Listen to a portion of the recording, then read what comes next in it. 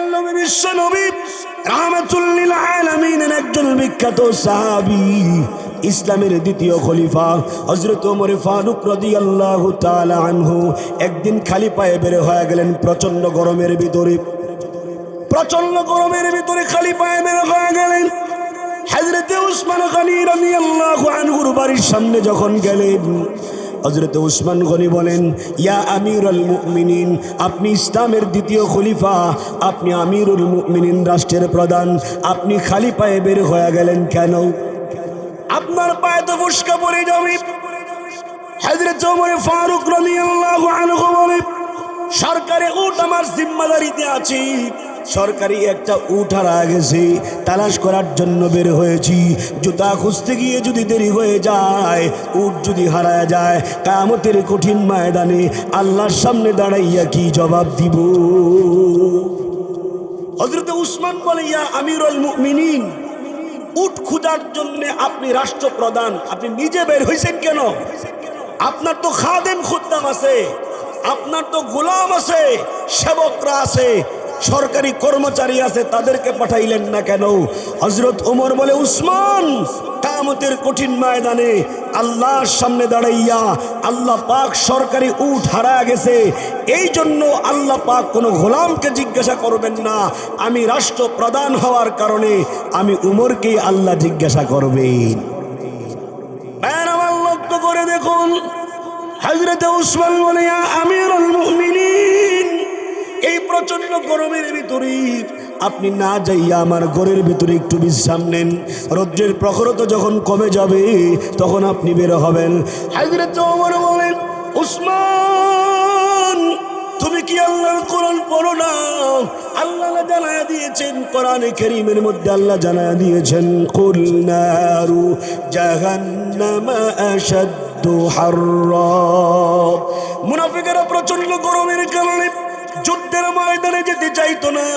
আল্লাহ কোরআনে কারীমের মধ্যে আয়াত নাযিল করে জানায়া দিলেন, দুনিয়ার গরমের চাইতে কিন্তু জাহান্নামের আগুন প্রচন্ড গরম। দুনিয়ার আগুনের চাইতে জাহান্নামের আগুন কিন্তু ভয়াবহ। দুনিয়ার আগুনের কালার হলো গোল্ডেন কালার, গোল্ডেন কালার হলো দুনিয়ার আগুন, কিন্তু জাহান্নামের আগুনের কালার কিন্তু গোল্ডেন হবে না, জাহান্নামের আগুনের কালার হবে কালো। লক্ষ্য করে দেখুন, দুনিয়ার আগুন যদি আপনার চামড়ায় লাগে, দুনিয়ার আগুন যদি আপনার গায়ে লাগে, বেশির থেকে বেশি আপনার চামড়া পড়ে যাবে, কিন্তু জাহান্নামের আগুন যদি আপনার গায়ে লাগে, আল্লাহ বলেন, আল্লাতী তাত্তালিউ আলাল আফইদা, ওই আগুন, জাহান্নামের আগুন লাগার সঙ্গে সঙ্গে কলিজায় গিয়ে আঘাত করবে।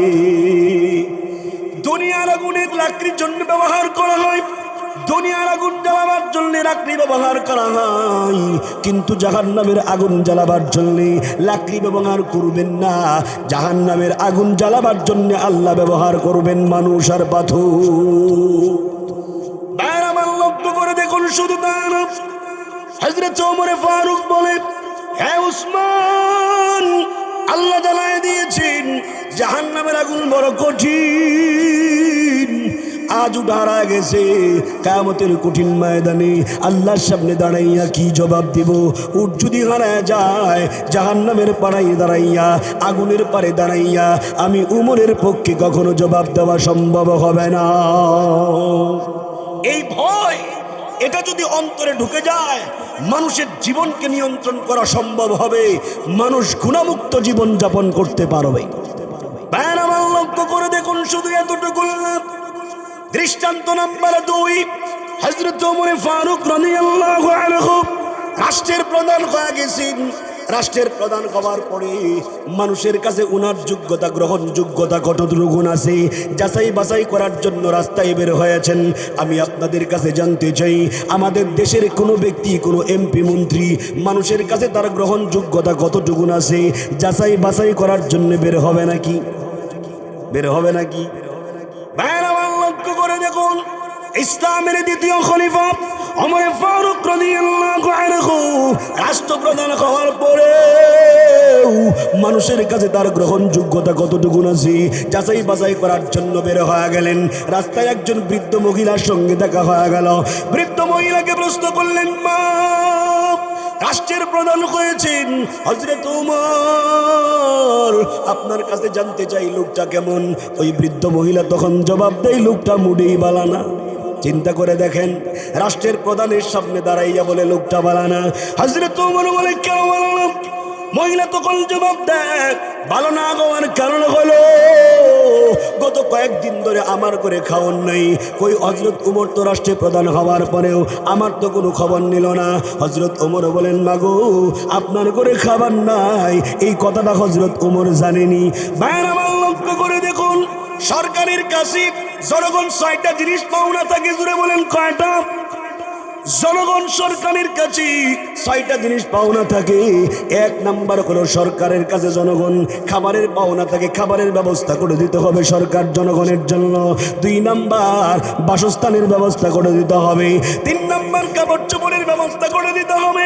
4 নাম্বার হলো শিক্ষার ব্যবস্থা করে দিতে হবে। 5 নাম্বার হলো চিকিৎসার ব্যবস্থা করে দিতে হবে। 6 নাম্বার সরকার জনগণের জন্য আদালতের মধ্যে ইনসাফের বিচার কায়েম করবে। সরকারি দল বেসরকারি দল সাধারণ মানুষের ভিতরে বিচার ব্যবস্থায় ইনসাফ করতে হবে। বিচার ব্যবস্থায় কোনো পার্থক্য করা যাবে না।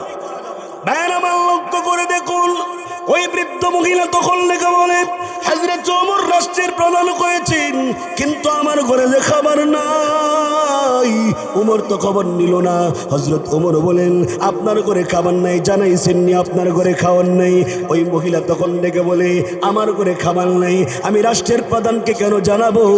কিয়ামতের কঠিন ময়দানে আল্লাহর সামনে দাঁড়াইয়া ওমরের বিরুদ্ধে যেদিন মামলা দায়ের করব, ওই দিন হযরত ওমর বুঝতে পারবেন কি অবস্থা হয়। এমন মুহূর্তের ভিতরে হযরত ওমরের চেহারার রং পরিবর্তন হয়ে গেছে, শরীর কাঁপতে আরম্ভ শুরু করে দিয়েছে।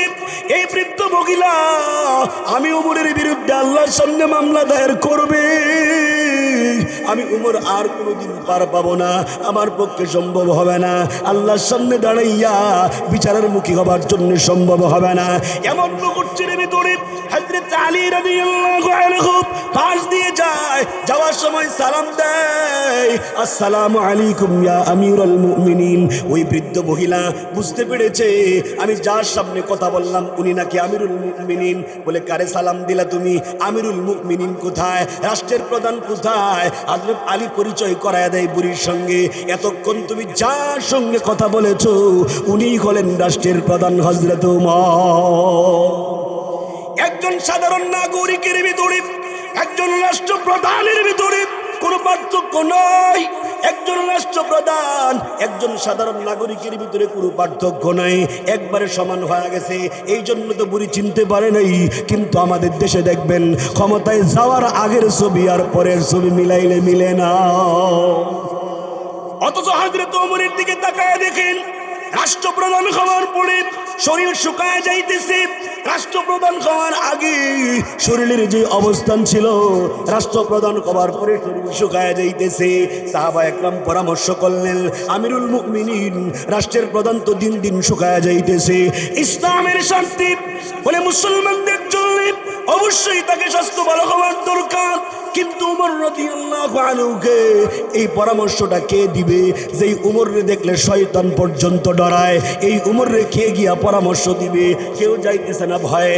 এবার সাহাবায়ে কেরামের ভিতরে সবাই মিলে পরামর্শ করলেন, ওনার মেয়ে হাফসা রাদিয়াল্লাহু আনহু, হাফসা রাদিয়াল্লাহু আনহা, যদিও ওনার মেয়ে দমক দিতে পারবে না, কারণ আল্লাহর নবীর স্ত্রী, দমক দিতে পারবে না। সবাই গিয়া বললেন, আপনার বাবার একটি বুঝান না, দেশের ভিতরে পর্যাপ্ত পরিমাণ গোশত পাওয়া যায়, জবের রুটি পাওয়া যায়, জবের রুটি জাইতুনের তেল দিয়া না খাইয়া যদি জবের রুটি গোশত দিয়া খায় শরীর স্বাস্থ্য একটু ভালো থাকবো, রাষ্ট্র চালাইতে তার জন্য সহজ হয়ে যাবে, মুসলমানদের বড় উপকার হবে।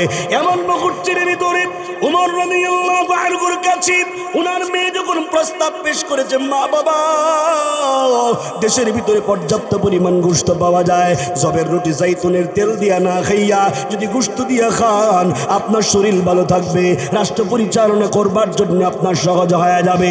এমন মুহূর্তের ভিতরে বাচ্চাদের মতো হযরত ওমর ফারুক রাদিয়াল্লাহু আনহু কেঁদে দিলেন, বাচ্চাদের মতো কাঁদা শুরু করে দিয়েছেন। হযরত উনার মেয়ে বলে, বাবা আমি আপনাকে আদেশ করি নাই, আমি আপনাকে পরামর্শ দিয়েছি, যদি আপনি চান আপনি যেটা ভালো মনে করেন করেন। এমন মুহূর্তের ভিতরে হযরত ওমর ফারুক রাদিয়াল্লাহু আনহু বলেন, মাগো আমি তোমার কাছে জানতে চাই আমার নবী জবের রুটি কি দিয়া খাইতে? হযরতে হাফসা রাদিয়াল্লাহু আনহা বলেন, আমি আমার স্বামী আল্লাহর নবী মুহাম্মদুর রাসূলুল্লাহ সাল্লাল্লাহু আলাইহি ওয়াসাল্লামকে দেখেছি নবীজি জবের রুটি জাইতুনের তেল দিয়া খাইতেন। হযরত ওমর ফারুক বলে, আমার জীবন যদি চলেও যায় আল্লাহর রাসূলের সুন্নাহ থেকে এক চুল পরিমাণ সরা আমার পক্ষে সম্ভব হবে না। আমার লক্ষ্য করে দেখুন, এমন একজন ব্যক্তির সামনে দাঁড়াইয়া ওই বৃদ্ধ মহিলা বলে, আল্লাহর সামনে দাঁড়াইয়া ওমরের বিরুদ্ধে মামলা দায়ের করব। হযরত ওমরের চেহারার রং পরিবর্তন হয়ে গেল, শরীর কাঁপতে আরম্ভ শুরু করে দিয়েছে। এমন মুহূর্তের ভিতরে পকেট থেকে 500 স্বর্ণ মুদ্রার একটা থলি বের করে দিয়া বুড়ির হাতে দিয়া বললেন, ও বৃদ্ধ মা, খোঁজখবর নেওয়ার দায়িত্ব আমার ছিল, নিতে পারি নাই, এতদিন পর্যন্ত আপনার ঘরে খাবার নাই, আমি উমর জানতাম না। এই 500 স্বর্ণ মুদ্রার একটা থলি আপনাকে হাদিয়া দিলাম, এই হাদিয়াটুকু গ্রহণ করুন। আমি আপনার কাছে জানতে চাই, আগে যে এক কথা বলছিলেন কিয়ামতের কঠিন ময়দানে আল্লাহর সামনে দাঁড়াইয়া আমি উমরের বিরুদ্ধে মামলা দায়ের করবেন, এখন করবেননি জানতে চাই। এমন মুহূর্তের ভিতরে বুড়ি তখন বললাম, আমি আর আল্লাহর সামনে দাঁড়াইয়া তোমার বিরুদ্ধে মামলা দায়ের করব না, কারণ তোমার মতো ভালো মানুষ এই যুগের ভিতরে আর কেউ হতে পারে না।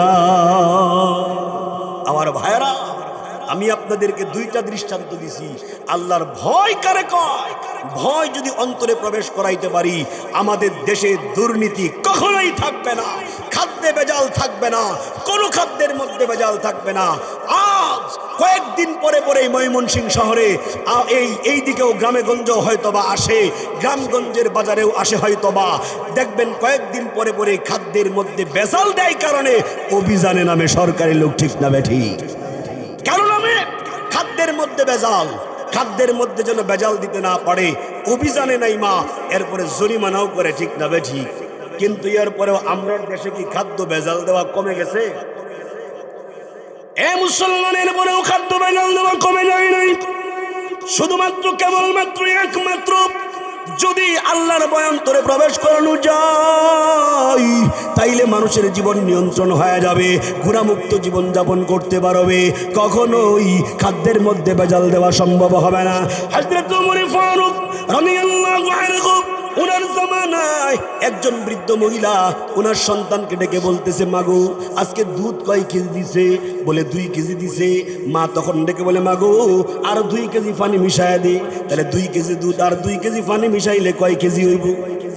আর জোরে কম, 4 কেজি দুধ হয়ে যাবে। ওই মেয়েটা তখন লেগে বলেন, মা হযরত ওমর ফারুক রাদিয়াল্লাহু আনহু দুধের মধ্যে পানি মিশায়া দুধ বিক্রি করা হারাম বলেছেন। দুধের মধ্যে পানি মিশায়া দুধ বিক্রি করা হারাম, আপনি নিজে খাইতে পারবেন, কোনো অসুবিধা নাই, কিন্তু এই দুধ বাজারে বিক্রি করা হারাম। ওই মুহূর্তের ভিতরে মা তখন ডেকে বলে, মাগো তোরে কইছি দুধের মধ্যে পানি মিশাইতে, তোর দরজার সামনে উমর দাঁড়ায় আছেন, উমর তো দেখতেছে না। এমন মুহূর্তের ভিতরে মা তখন লেগে বলে, সন্তান তখন মাকে জবাব দেয়, মাগো আমার দরজার সামনে উমর দাঁড়ায় নাই, কিন্তু সেই উমর যেই আল্লাহরে ভয় করে, আমিও মেয়ে ওই আল্লাহকে ভয় করি, আমার পক্ষে কখনোই দুধের মধ্যে পানি মেশানো সম্ভব হবে না। কিন্তু আমরা দেশের মধ্যে ঘুরায় মারে। আমার উস্তাদের কাছ থেকে একটা ঘটনা শুনছিলাম, উনি তাফসীরের ক্লাসের মধ্যে উনি খুব সুন্দর করে বুঝায় বলছিলেন, বাবা দেখো দুর্নীতি কি পরিমাণ শুরু হয়েছে। আমরা দেশের মধ্যে ঘুরায় মারে। এক দুধওয়ালা, দুধ বিক্রি করনেওয়ালা পীর সাহেবের কাছে মুড়ি দিছে। পীর সাহেব সবক দিছে, বাবা তুই তো দুধের ব্যবসা করস, দেখিস দুধের মধ্যে পানি দিস, কারণ দুধের মধ্যে পানি দেওয়া দুধ বিক্রি করা হারাম। এই লোকটা বাড়িতে আইসা স্ত্রীর সঙ্গে পরামর্শ করা বলে, স্ত্রী রে, পীর সাহেবের কাছে মুরিদ হয়ে তো বিপদে পড়ছে, এখন তো দুধের মধ্যে পানি মিশানো যাবে না, সবক দিয়া দিছে, কি করা যায়? স্ত্রী তখন ডেকে বলে, স্বামী হে, চিন্তার কোনো কারণ নাই, আপনাকে আপনার পীর সাহেব দুধের মধ্যে পানি মিশাইতে নিষেধ করছেন, দুধের মধ্যে পানি দিবেন কেন, পানির মধ্যে দুধ দিবেন। কিন্তু দেখা যায় ডামের মধ্যে আগে ডামের মধ্যে পানি দুধ থয়া এরপরে জগ দিয়া পানি ডালতেছে। আরেকজনকে জিজ্ঞেস করি, কিরে তুই এই কাম করস কেন? পীর সাহেবের কাছে মুড়ি দিয়েছি, পীর সাহেব বলছে পানির মধ্যে দুধ দেওয়া হারাম, দুধ দেওয়া যাবে না, এই জন্য পানির মধ্যে আর দুধ দিই না, দুধের মধ্যে পানি দিই। আমার লক্ষ্য করে দেখুন, এই যে দুর্নীতি, এই যে খাদ্যের মধ্যে ভেজাল দেওয়া, যতক্ষণ না পর্যন্ত আল্লাহর ভয় অন্তরে আসবে ততক্ষণ পর্যন্ত খাদ্যের ভেজাল কমবে না, খাদ্যে ভেজাল দিতে থাকবে। আমার ভাইয়েরা, এই আল্লাহর ভয়টা কেমনে প্রবেশ করাবেন? আল্লাহর ভয়টা প্রবেশ করাবার জন্য আল্লাহ রাব্বুল আলামিন কোরআনে কারীমের মধ্যে আমাদেরকে সব প্রেসক্রিপশন করে দিয়েছেন। আল্লাহ বলেন, ইয়া আইয়ুহাল্লাযীনা আমানু তাকুল্লাহ ওয়া কুনু মা'আস সাদিকিন। হে ঈমানদারেরা, যদি তোমার ভিতরে আল্লাহর ভয় আনতে চাও, তোমার ভিতরে যদি আল্লাহর ভয় প্রবেশ করাইতে চাও, তাইলে সৎ লোকদের সঙ্গ গ্রহণ করো। সৎ লোকদের সঙ্গ যদি গ্রহণ করো, তাইলে কেবলমাত্র একমাত্র তোমার ভিতরে আল্লাহর ভয় ঢুকে যাবে। এই জন্য গ্রামের ভাষায় বলে, সৎসঙ্গ স্বর্গবাস, অসৎ সঙ্গ, জোরে কন, অসৎ সঙ্গ সর্বনাশ। এজন্য আল্লাহ বলেন, বান্দারে, যদি তোমার ভিতরে আল্লাহর ভয়টা প্রবেশ করাইতে পারো, তাইলে তোমার এক নাম্বার লাভ যেটা হবে, আল্লাহ বলেন, ওয়ালাউ আন্না আহলাল কুরা আমানু ওয়াত্তাকাউ লাফাতাহনা আলাইহিম বারাকাতিম মিনাস সামাই ওয়াল আরদ। আল্লাহ পাক বলেন, বান্দা, যদি তোমার ভিতরে গ্রামের মানুষগুলো যদি ঈমান গ্রহণ করে আর আমি আল্লাহর ভয়টা যদি অন্তরের ভিতরে প্রবেশ করাইতে পারে, আমি আল্লাহ পাক আসমান এবং জমিনের সমস্ত বরকতের দরজাগুলি খুলে দিতাম। এজন্য আজকে থেকে আমার প্রতিজ্ঞা হলো, আমার বাবাজিরা, আমি আপনাদেরকে নসিহত করছি, আজকে থেকে আমার প্রতিজ্ঞা হলো, আমি আল্লাহকে ভয় করব, আমি আর কোনোদিন ঘুষ খাবো না, আমি আর কোনোদিন সুদ খাবো না, আর চুরি করব না, আর চিন্তাই করব না, আর জিনা করব না। আজকের মাহফিলের মা বোনদেরকে বলবো, মাগো, আজকে থেকে তওবা করেন, আর কোনোদিন স্বামীর সম্পদ চুরি করব না, আর কোনোদিন স্বামীর বদনাম করব না, আর কোনোদিন গীবত করব না, শিকায়ত করব না, 5 ওয়াক্ত নামাজ সময় মতো আদায় করব। এই যদি প্রতিজ্ঞা যদি করতে পারেন, আমার আল্লাহ জানায়া দেয়, তোমার দুনিয়াতে চলতে গেলে রিজিকের যত অসুবিধা আছে, আমি আল্লাহ সব রিজিকের তোমার অসুবিধা দূর করে দিব। এজন্য আল্লাহ বলেন, ওগো নবীজি, আপনি আপনার পরিবারকে বলুন, ওয়ামুর আহলাকা বিসসালাতি ওয়াসতাবির আলাইহা লা নাসআলুকা রিজকা। আমার আল্লাহ জানায়া দেয়, ওগো নবীজি, আপনি পরিবারকে বলুন নামাজ পড়ার জন্য। এরা যদি নামাজ পড়ে, এই আয়াতের শেষের অংশে আল্লাহ বলছেন, লা নাসআলুকা রিজকা, আমি আপনার কাছে রিজিক চাই না, বরং আমি আপনাদেরকে রিজিক দেই। আমি তোমার কাছে রিজিক চাই না, বরং আমি তোমাদেরকে রিজিক প্রদান করি। এরে বান্দা, এই আয়াত প্রত্যেকটা ব্যবসায়ীকে ডেকে বলতেছে, এই আয়াত প্রত্যেকটা ড্রাইভারকে ডেকে বলতেছে, এই আয়াত প্রত্যেকটা কৃষককে ডেকে বলতেছে, প্রত্যেকটা মানুষকে ডেকে বলতেছে, বান্দারে, যদি আল্লাহর হুকুম মেনে নাও, আল্লাহর হুকুম যদি ঠিক মতো পালন করতে পারো, আমার আল্লাহ এমন জায়গা থেকে রিজিকের ব্যবস্থা করবেন, ওমাই ইয়ারযুকুহু মিন হাইসু লা ইয়াহতাসিব, জীবনে কখনো কল্পনা করতে পারবে না। ভাইরা বলেন, আল্লাহর রাসূলের জীবনীতে আমাদের জন্য উত্তম আদর্শ থাকবার জন্য 1 নাম্বার গুণ হলো কার ভয় প্রবেশ করাইতে হবে? আল্লাহর। 2 নাম্বার গুণটা হলো, আল্লাহ বলেন, وَذَكَرَ اللَّهَ كَثِيرًا لَقَدْ كَانَ لَكُمْ فِي رَسُولِ اللَّهِ أُسْوَةٌ حَسَنَةٌ لِمَنْ كَانَ يَرْجُو اللَّهَ وَالْيَوْمَ الْآخِرَ। 2 নম্বর গুণ হলো আখিরাতের প্রতি পরিপূর্ণ বিশ্বাস স্থাপন করতে হবে। কোন মুসলমানের জন্য এই জীবন শেষ জীবন, এই জীবনের পরে আরেকটা জীবন আছে না নাই? যেই দিনটাকে শেষ দিন বলা হয়, যেই দিনের পরে আর কোনো দিন হবে না, এই জন্য এই দিনটাকে বলা হয় ওয়াল ইয়াউমুল আখিরা। এইটা হলো শেষ দিন, যেই দিনের পরে আর কোনো দিন নাই।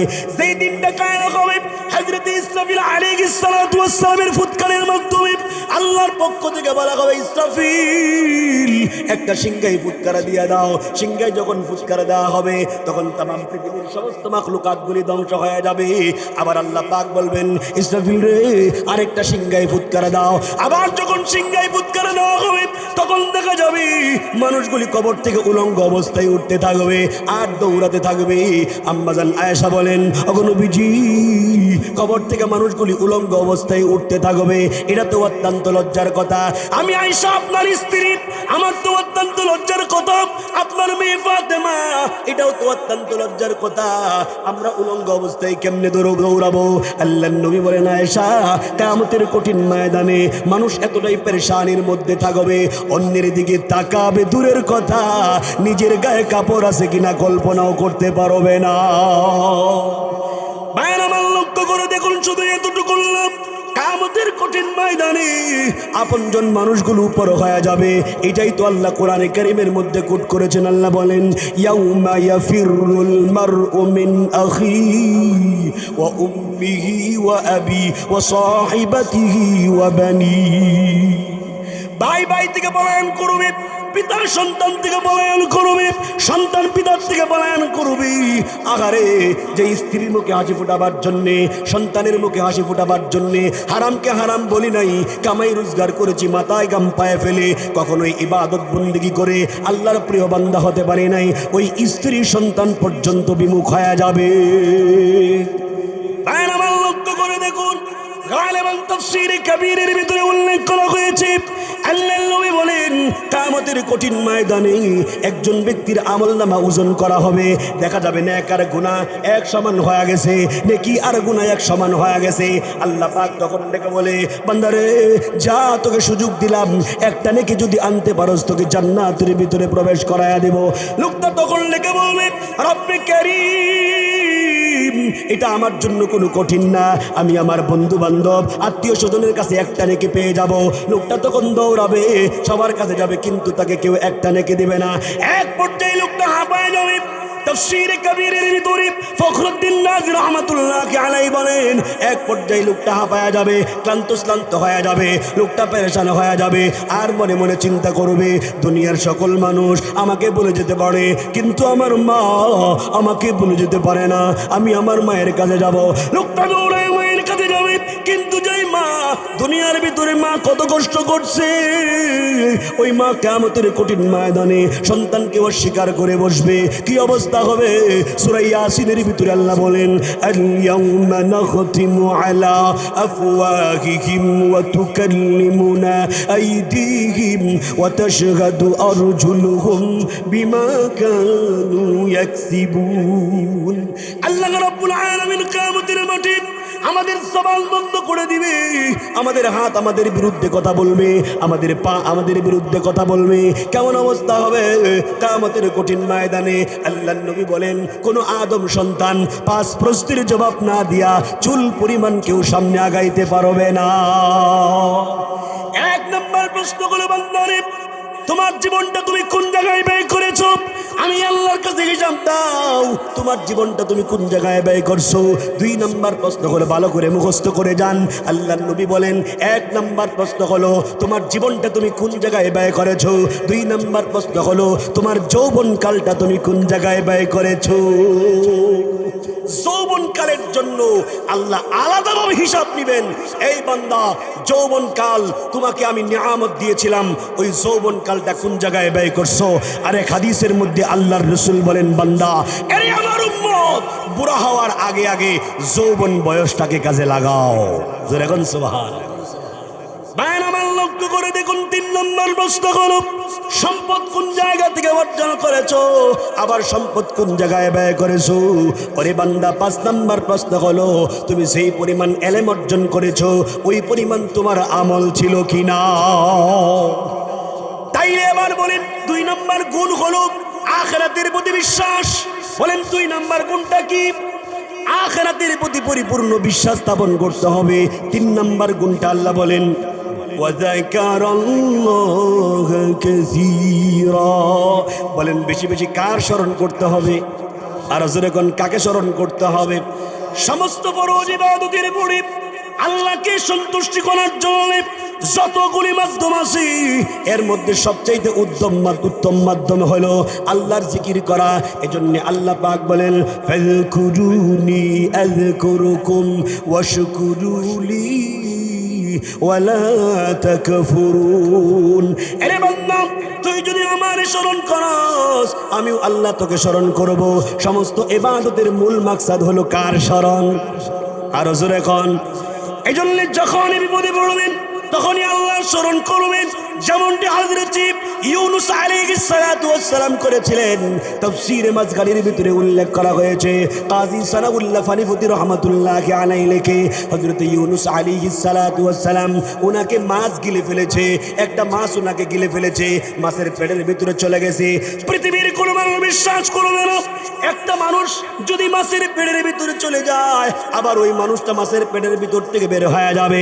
এই বিজ্ঞানের যুগে কেউ বিশ্বাস করবে না, কিন্তু ইউনূস আলাইহিস সালাতু ওয়াস সালাম মাছের পেটের ভিতরে চলে গেলেন। দুইটা মাছের পেটের ভিতরে ছিলেন, এক নাম্বার হলো প্রথম মাছ, দুই নাম্বার হলো দ্বিতীয় মাছ। তাফসীরে মাযগারির ভিতরে উল্লেখ করা হয়েছে হযরত ইউনূস আলাইহিস সালাতু ওয়াস সালাম চারটা অন্ধকারের মধ্যে ছিলেন। এক নাম্বার হলো প্রথম মাছের পেটের অন্ধকার, দুই নাম্বার হলো দ্বিতীয় মাছের পেটের অন্ধকার, তিন নাম্বার হলো পানির নিচের অন্ধকার, চার নাম্বার হলো অমাবস্যা রাতের অন্ধকার। এই চার অন্ধকারের ভিতরে থাকার পরে হযরত ইউনূস আলাইহিস সালাতু ওয়াস সালামকে যখন মাছ একবারে গভীর পানির নিচে নিয়ে চলে গেল, ওখানে যাওয়ার পরে তিনি গুনগুন গুনগুন আওয়াজ শুনতে পায়। আল্লাহর রহমতের ফেরেশতা জিবরাইল আলাইহিস সালাতু ওয়াস সালাম পাশেই ছিলেন। আল্লাহর নবী হযরত ইউনূস আলাইহিস সালাতু ওয়াস সালাম বলে, ওগো আল্লাহর রহমতের ফেরেশতা, ও জিবরাইল, পানির গভীরে চলে আসলাম, এখানেও গুনগুন গুনগুন আওয়াজ শুনতে পাই, এই আওয়াজটা কিসের গো জানতে চাই। এমন মুহূর্তের ভিতরে জিবরাইল আলাইহিস সালাতু ওয়াস সালাম বলে, ওগো নবীজি, ওগো আল্লাহর পয়গম্বর, এই যে পানির নিচে যতগুলো কাঙ্কর আছে প্রত্যেকটা কাঙ্কর আল্লাহর নামের জিকির করতেছে। ইউনূস আলাইহিস সালাতু ওয়াস সালাম আর দেরি করেন নাই, সঙ্গে সঙ্গে বলা শুরু করে দিলেন, লা ইলাহা ইল্লা আনতা সুবহানাকা ইন্নী কুনতু মিনাজ জালিমিন। আল্লাহ যখন শরণাপন্ন করো, আমার আল্লাহ তাআলা বলেন, ইউনূস আলাইহিস সালাতু ওয়াস সালাম এই যে পানির গভীরে দুইটা মাছের পেটের অন্ধকারের ভিতরে থেকেও আমি আল্লাহকে স্মরণ করেছে, আমি আল্লাহ তার ডাকে জবাব দিলাম। ফাস্তাজাবনা লাহু, আমি আল্লাহ তার ডাকে জবাব দিলাম। শুধু জবাব দিয়ে শেষ না, ওয়ানাজ্জাইনাহু মিনাল গাম, আমি আল্লাহ পাক তাকে মহা মুসিবত থেকে উদ্ধার করলাম। আল্লাহ তাআলা আয়াতের শেষের অংশে জানায় দেয়, ওয়া কাযালিকা নুজিল মুমিনিন। কিয়ামত পর্যন্ত যত মানুষ বিপদে পড়বে আর আমি আল্লাহকে স্মরণ করবে, আমি আল্লাহ তাকে বিপদ থেকে উদ্ধার করা আমি আল্লাহর উপরে ওয়াজিব হয়ে যায়। ওয়া কানা হাক্কান আলাইনা নাসরুল মুমিনিন। আমার আল্লাহ বলেন, বান্দা যদি আমার গভীর রজনীতে ডাক দেয়, রাত 3টা বাজে সবাই ঘুমায় গেছে, কোনো অসুবিধা নাই, আমি আল্লাহ 24 ঘন্টা তার ডাকে জবাব দেওয়ার জন্য প্রস্তুত আছি। এজন্য আমি আপনাদের কাছে একটা ওয়াদা নিতে চাই, জীবনের যত বিপদে পড়ব সমস্ত বিপদের মধ্যে কাকে স্মরণ করব বলেন? আল্লাহকে। এজন্য আল্লাহ পাক আমার আয়াতের প্রথম অংশে আল্লাহ তাআলা বলেন, আল্লাহ বলেন, লাকাদ কানা লাকুম ফি রাসূলিল্লাহি উসওয়াতুন হাসানা। এই 3টা গুণ যদি অর্জন করো, 1 নাম্বার হলো আল্লাহর ভয়, 2 নাম্বার হলো আখিরাতের প্রতি বিশ্বাস, 3 নাম্বার হলো আল্লাহকে বেশি বেশি স্মরণ করা। এই 3টা গুণ যদি অর্জন করো রে বান্দা, এরপরে তোমাদের জন্য রাসূলের জীবনীতে উত্তম আদর্শ থাকবে। লাকাদ কানা লাকুম ফি রাসূলিল্লাহ, আল্লাহর রাসূলতে আমাদের জন্য উত্তম আদর্শ থাকবে। কেন আল্লাহর রাসূল আমাদের জন্য অনুসরণীয় কেন হবে? আমরা কেন আল্লাহর রাসূলকে অনুসরণ করব? 1 নম্বর কারণ হলো আল্লাহর রাসূল 63 বছরের জিন্দেগিতে একটা মিথ্যা কথাও বলেন না। এই পৃথিবীর ভিতরে এমন কোন নেতা নেত্রী পাবেন না যার জীবনীতে মিথ্যা কথা নাই। কথা কোন ঠিক না বেঠিক?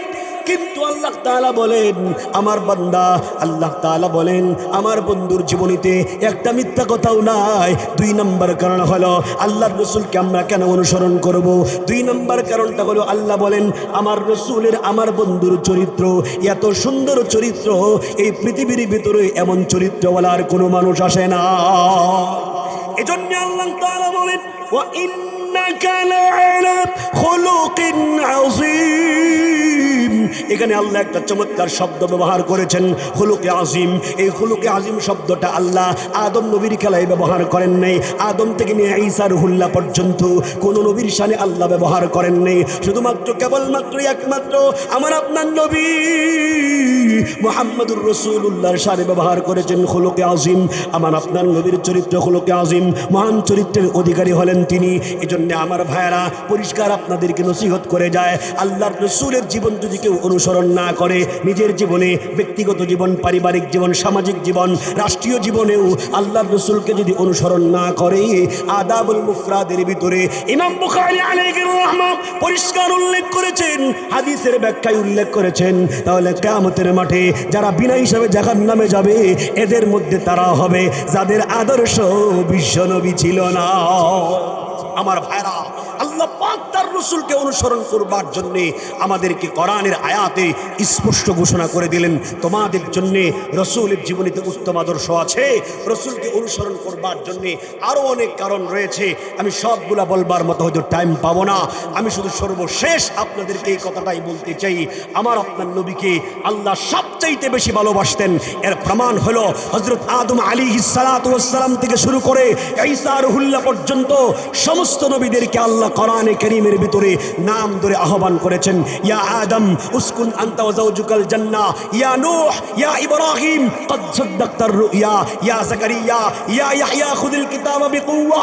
শুধুমাত্র কেবলমাত্র একমাত্র আমার আপনার নবীকে আল্লাহ পাক কখনো নাম ধরে ডাকেন নাই।